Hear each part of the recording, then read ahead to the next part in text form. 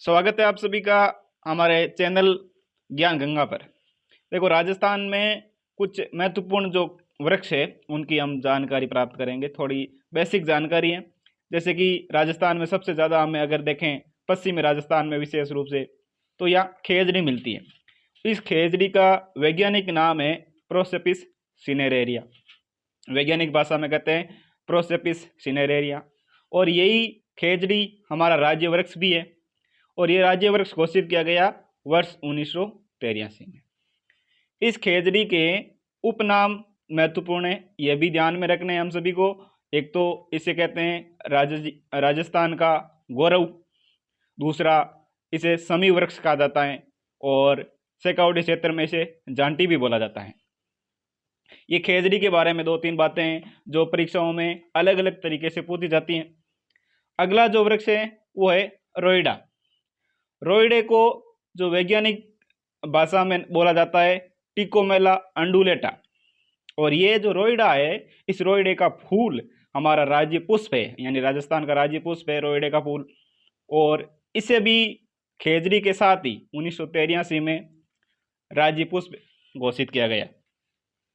और इसका एक उपनाम है रोइडे का, वो है मरु सागवान।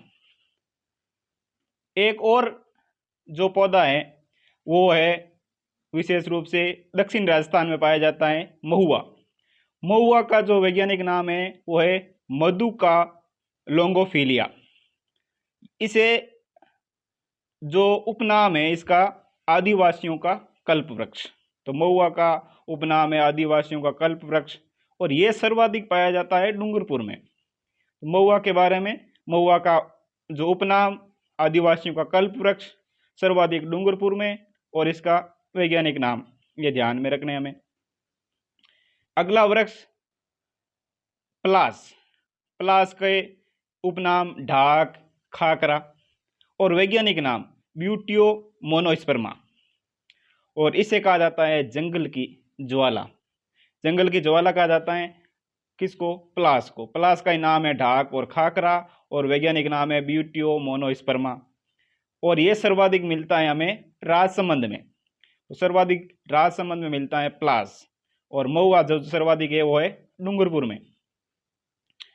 एक और वृक्ष जिसका नाम है डिकिल पेट्रा आबुएसिस या अम्बरतरी, औषधीय पादप है, औषधीय वनस्पति है जो केवल माउंट आबू में पाया जाता है। राजस्थान में सिर्फ ये माउंट आबू में मिलता है अम्बरतरी, जिसका वैज्ञानिक नाम है डिकिल पेट्रा आबुएसिस।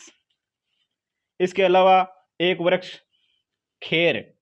खेर जो कि सर्वाधिक मिलता है उदयपुर में, और इससे कथोड़ी जो जनजाति है वो कत्था बनाती हैं। तो खेर के बारे में एक ही बात ध्यान रखनी है हमें, एक तो यह कि कथोड़ी जाति कत्था किससे बनाती है? खेर से बनाती हैं। और खेर वृक्ष सर्वाधिक राजस्थान के उदयपुर जिले में पाए जाते हैं।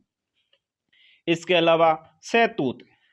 सहतूत जिस पर क्या होता है कि रेशम के कीट का पालन किया जाता है, और ये सर्वाधिक मिलते हैं उदयपुर में, सहतूत। और इससे अगला वृक्ष तेंदू। तेंदू जिसे कहा जाता है टिमरू, इसके पत्तों को टिमरू कहा जाता है, और इसी के पत्तों से ही बीड़ी बनाई जाती है। बीड़ी से तो हम सब भी परिचित हैं। और ये जो सर्वाधिक मिलता है वो हाड़ौती क्षेत्र में, हाड़ौती क्षेत्र कोटा बूंदी बारा वाला जो क्षेत्र है वो हाड़ौती क्षेत्र कहलाता है। और इस हाड़ौती क्षेत्र में मिलता है तेंदू, और तेंदू के पत्तों से बनाते हैं हम बीड़ी। अगला जो वृक्ष या पौधा है वो है जामुन।